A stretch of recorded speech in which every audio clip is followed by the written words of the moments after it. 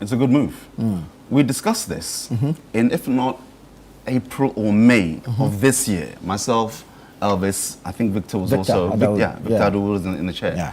And those of you on YouTube, go back to my comments that I made on this issue.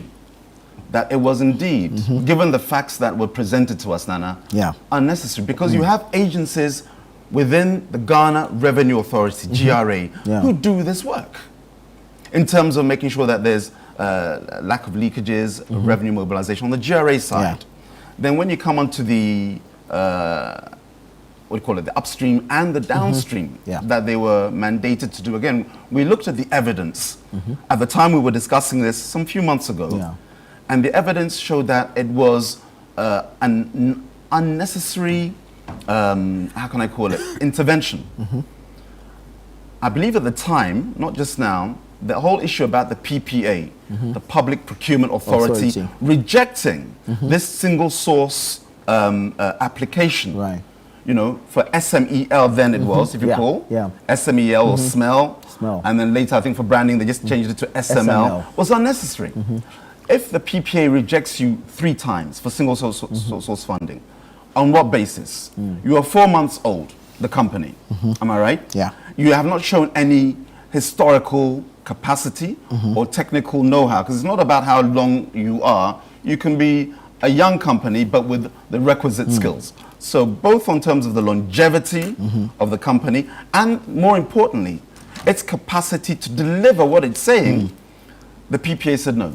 If we're going to do this, why should we be sole sourcing? Let other people come in and we can determine the efficacy, the usefulness of engaging such a thing within this sphere to look at revenue mobilization or leakages and you know, the things that it was contracted to do.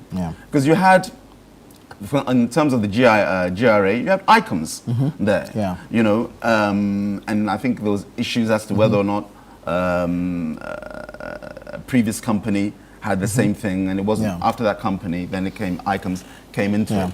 So what has happened now, and I can only repeat, and as I say, if you're on YouTube, it's maybe Google SML, ChannelOne, and you'll come to this discussion that we had. So my position has not changed.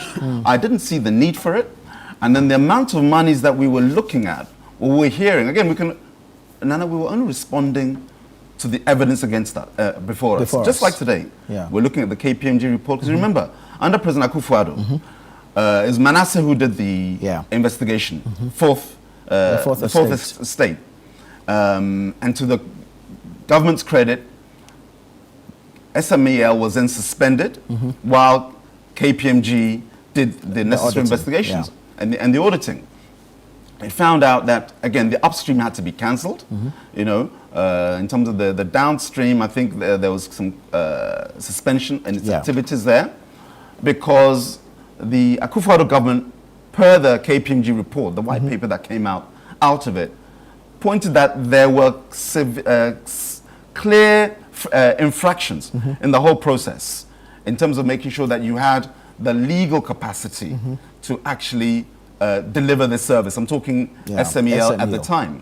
And so that suspension came, and then there was some nominal fines, as I recall. Again, I'm sure Elvis and Delali will also add, so where I've missed out, they can chip in. So some nominal fines there. And then we had this report as part of the investigation that they had, in fact, actually done some work. Am I right? Well, it's not captured in this particular report here. And that was used by some to say, but look, we told you that the monies that were being paid, and another figure is 1.4 billion cedis. 1.4 billion cedis. That's a lot. And you're wondering, how much are you saving us to be able to acquire this? Per Kesi Adjei's report the other day, I think 125 million cedis has been paid.